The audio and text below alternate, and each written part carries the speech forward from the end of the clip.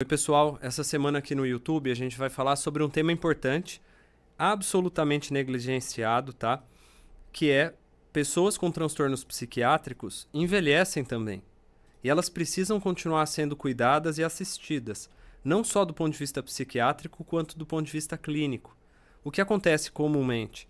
O paciente que está com sintoma psiquiátrico estabilizado, ele volta a ser, entre aspas, um paciente do médico generalista, e se esquece do transtorno psiquiátrico. E o contrário, quando o transtorno psiquiátrico ainda é muito sintomático, ainda promove muitas questões, muito prejuízo, se esquece de tratar as doenças clínicas.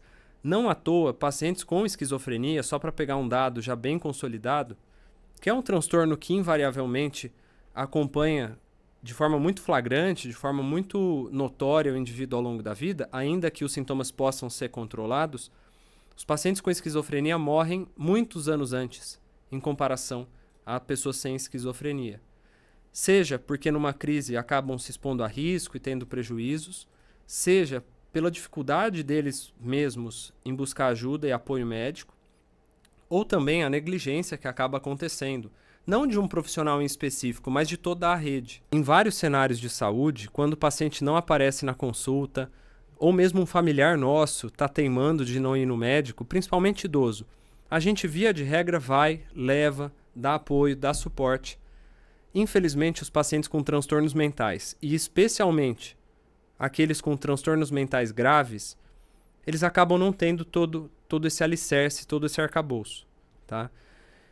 E é muito importante a gente ter em vista que, com o passar da idade, todos nós vamos ter que tomar mais remédio, porque muitas das medicações que evitam complicações permitiram que a humanidade viva mais. Então, antihipertensivo, hipoglicemiante, remédios, né, de modo geral, para controlar a glicemia, que podem ter outro mecanismo de atuação, medicação para o colesterol, para a dislipidemia, para pegar as mais básicas, né?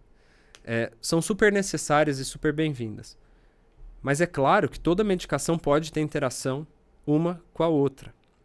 Então é importante sempre a gente consultar, a gente sempre deixar as medicações na sua dose mínima necessária, sejam as psiquiátricas, sejam as clínicas.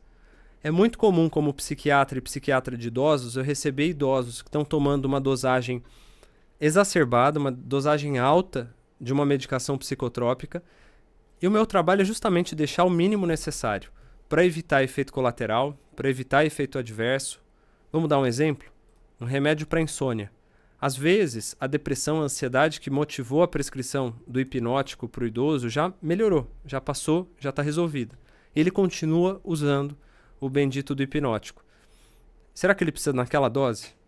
Um hipnótico em dose alta aumenta risco de queda, aumenta risco de confusão mental, tem risco de dependência, dependendo da classe.